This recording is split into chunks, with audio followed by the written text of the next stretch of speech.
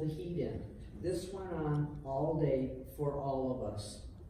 This is called the Sister Kenny treatment. Besides the hot packs all day, then at night you would get a cube of salt. Because you would sweat so much, they didn't want you to get dehydrated. I love them. Maybe that's why everybody teases me so much about salting my food. Yes, I admit I'm a saltaholic. There was some physical therapy, but nothing like today. It basically consisted of sitting on the floor, trying to touch your head to your knees, and a little bit of massage, other than the heat. To tell you a little bit about Sister Kenny, she was an Army bush nurse in Australia who was treating many children with the same symptoms. In their army, they called nurses sisters. They were not nuns. She kept corresponding with doctors in the United States, and all they could tell her was, treat the symptoms. After much thought, she tried heat, knowing that it would relax the muscles. When you have polio, your muscles all tighten up, and sometimes your back will arch way up. It was quite painful. It's like a Charlie horse, but your whole body is a Charlie horse. Anyways, the heat seemed to help stop the pain and ease the muscle tightness. I was one of the lucky ones that actually met her when she came to the hospital to demonstrate her technique. I can only remember a black dress, a big black hat, but my grandfather told me about her using me as a model for her technique. There's so much to tell about Sister Kenny and what she did for the world. If you ever want to have a movie day, I do have the video of her life story played by Rosalind Russell. If you are ever in Pontiac at the courthouse, right across Telegraph, there's a red brick building. That was the old hospital. In the ward was a window facing the driveway, and every evening I would sit at that window in my wheelchair and watch for my grandparents. My dad, bless his heart, could only be there on the weekends as he had a job and a pregnant wife to take care of. I often wonder how he managed to stay sane. One memory I have is that my grandparents always brought a big box of chocolate-covered cherries. I ate so many that I have not had one in 71 years. Luckily, my dad's mom moved in to help with my mom.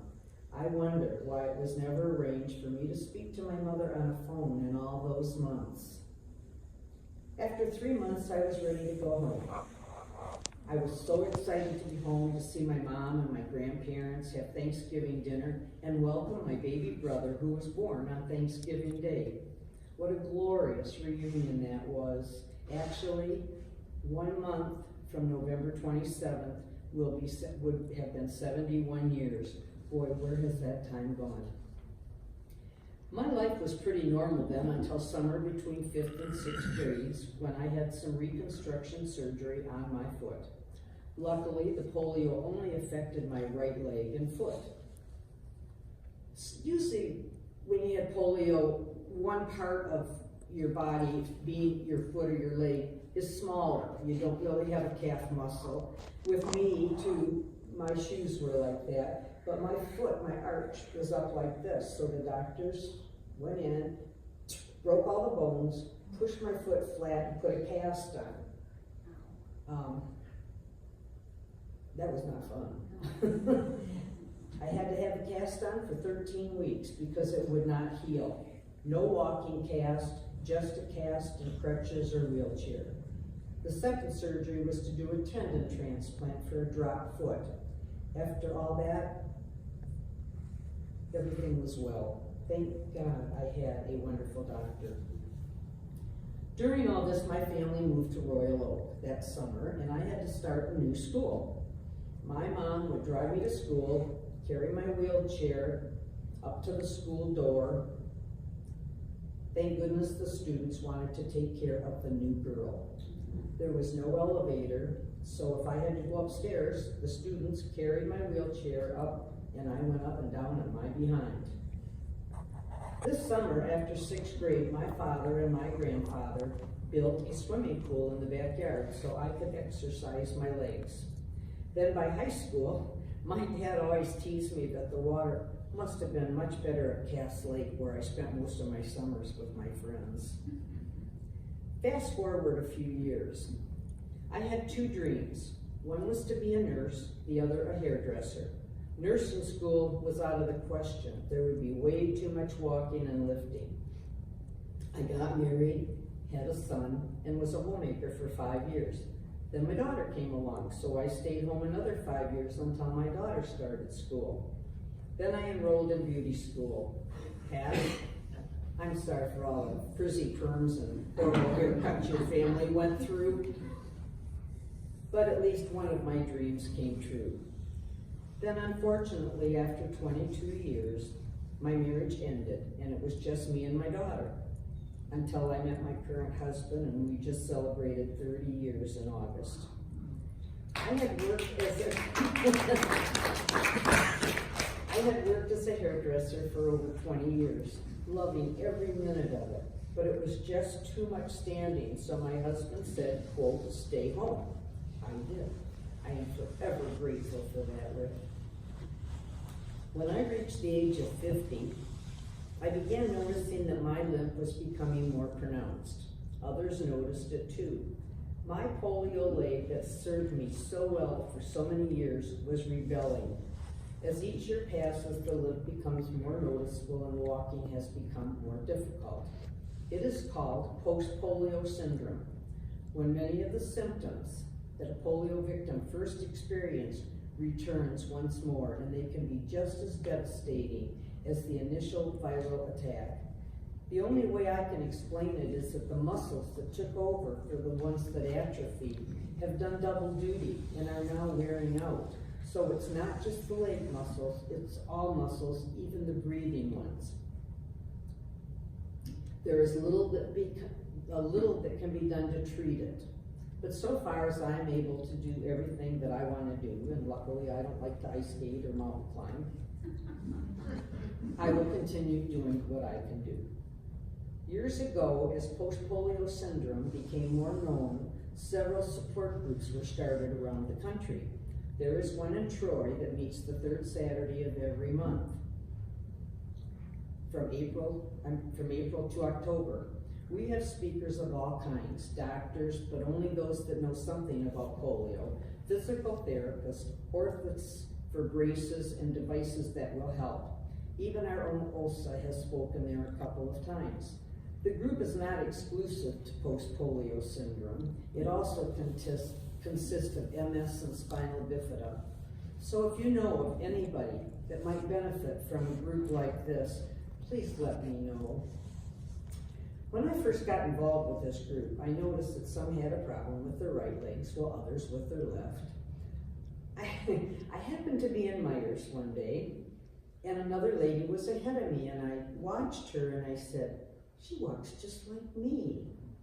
So I paid my bill and I hurried up and I caught her and I said, what size shoes do you wear? And she said, 8 on her right and 5 on her left. I asked her if she'd like about 10 new pair of shoes, because I wore just the opposite. Wow. As a youngster, we just shoved some newspaper in the toe.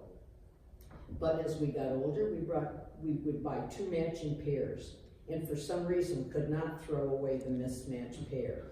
You can imagine how excited I was when she said she also had several pairs. I was sure there was a lot of people with the same problem, so I began the odd shoe exchange. We put an announcement in our newsletter that goes to a lot of support groups. The newspaper came over and interviewed me. Well, you can just imagine the volume of mail that I received. They would send me their sizes, and I would match them up with a matching person. Not only women, but men too.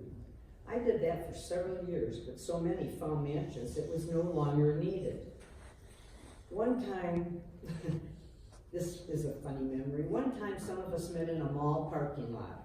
We all had boxes of shoes in the back of our cars, and we were all trying on shoes. In fact, a couple of cars stopped and wanted to know if we were having a shoe sale.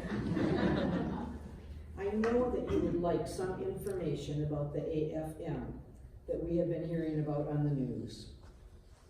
The problem is there is no answers as to what it is. The current vaccine will not offer protections against this as far as we know. However, they have been so incomplete in their records that I have seen about this, it is hard to tell exactly what we are dealing with. The only thing they have said is that it's not contagious and usually follows a viral infection. It kind of sounds like polio to me.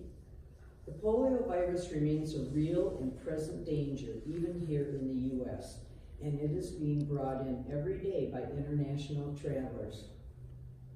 The only reason we have not had cases is because in the past, parents have been diligent about getting their children inoculated. But how many parents are opting out of vaccines and the virus is lurking around looking for unvaccinated children? We must not give up our fight against this killing and crippling disease. The Lord has really blessed me with good parents who taught me to never say, I can't. A brother, friends, relatives, husband, and children who all are a great support to me. Luckily, I think I am a positive person and happy with what I can do and grateful for the ability God has given me. Before I close, I have something else I would like to share with you. When I was about 14, a minister came to speak in Royal Oak. A group of us decided to go. I guess one of our parents probably drove us. It was such a touching service that when he asked anyone that wanted to turn their life over to God to please step forward. I did, and he held my hand, and he said a little prayer, and I sure wish I could remember what he said. But I have never forgotten that experience. There have been times in my life that I've had some heavy decisions to make. That moment would come to mind and remind me to go ahead, turn my problem over to God. One reason I remember this so vividly was because that minister was Reverend Billy Graham. The other day, I was going through my Christmas cards to send out and found a new box of cards from Billy Graham.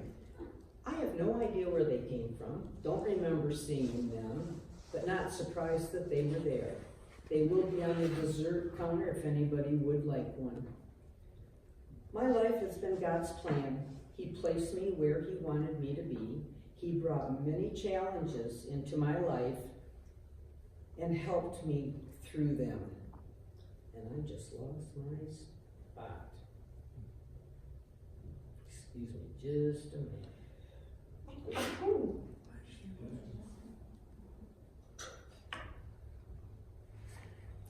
That moment would come to mind and remind me to turn my problem over to God. I found it. My life has been God's plan. He placed me where He wanted me to be. He brought many challenges into my life and helped me through them. I am honored to be able to tell you my story. It is my sincere wish that each and every one of you receive hope and inspiration to accept challenges and to make life with God your first priority. And that's Dr. Salt right there.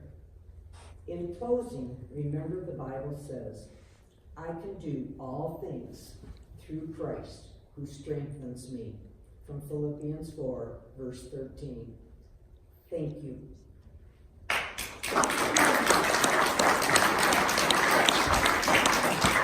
know it's hard for you to see that, and I do have to add a post note. March of Dimes was wonderful. March of Dimes paid for everything. And this is a bill, if you can believe, 71 years ago, and you might want to see it closer. An x-ray was $23. This is when I had my surgeries. The cast was $7. The operating room was $30. You'll never see one like that again. Oh, there's a second one. All those dressings, there's all these dates on there, were 50 cents. And $2.50 and 50 cents and $10. And your polio group is next. Oh, okay, that's my support group in Troy. We meet at I think it's the Presbyterian Church on Livernois. And we meet the 4th Saturday of every month, except in the winter. And there's some people there that, you know, have spinal bifida, but almost every one of those had polio. So, anyways, thank you again.